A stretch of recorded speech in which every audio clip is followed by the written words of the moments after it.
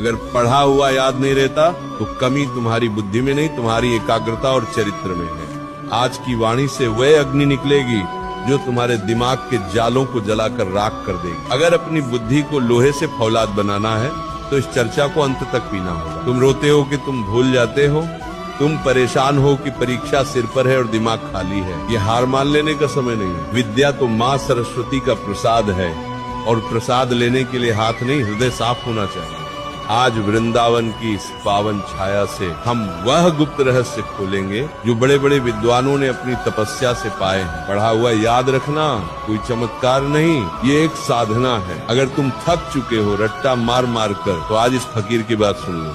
तुम्हारी बुद्धि का द्वार खुल जाएगा और ज्ञान तुम्हारे भीतर ठहरने लगेगा। तू कहता है कि याद नहीं रहता, मैं कहता हूँ तुझे सब याद रहता है। तुझे वो पिक्चर की कहानी याद है जो तूने 3 साल पहले देखी थी। तुझे वह गाली याद है जो किसी ने बचपन में दी थी। तुझे वह अपमान याद है जो किसी ने भीड़ में किया था।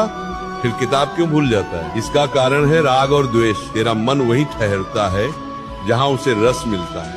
तुझे पढ़ाई में रस नहीं मिल रहा, तुझे पढ़ाई एक बोझ लग रही है। जब तक तू विद्या को भार समझेगा वह तेरे भीतर नहीं टिकेगी। पहली शर्त सुन ले, बुद्धि को साफ कर। जैसे गंदे शीशे में सूरज की रोशनी नहीं दिखती, वैसे ही गंदे मन में सरस्वती का प्रकाश नहीं ठहरता। दिन भर मोबाइल पर जो गंद देख रहा है, जो व्यर्थ की चर्चाएं कर रहा है, वह तेरे दिमाग की मेमोरी खा रही है। उन्हें डिलीट कर, तभी नया और कीमती ज्ञान वहाँ टिकेगा।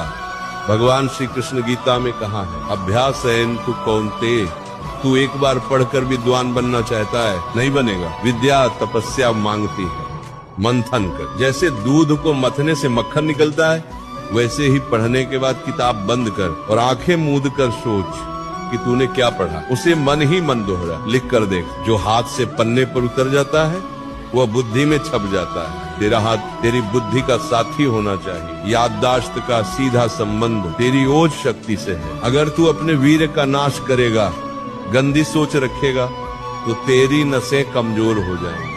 फिर तू कितनी भी बादाम खा ले, कुछ याद नहीं रहेगा। सात्विक भोजन कर, तामसिक चीजों से दूर रहे। सात्विक आहार से बुद्धि शुद्ध होती है। आहार शुद्धौ सत्ततो शुद्धि। जब बुद्धि शुद्ध होगी तो कठिन से कठिन सूत्र भी तुझे सरल लगने लगेंगे। देख, ये दिमाग कोई कूड़ेदान नहीं। तू दिन भर मोबाइल पर गंद देखता है, जगत की व्यर्थ बातें सुनता है, दूसरों की बुराई करता है और फिर सोचता है कि गणित या विज्ञान इसमें बैठ जाएगा। कैसे बैठेगा? तेरी मेमोरी तो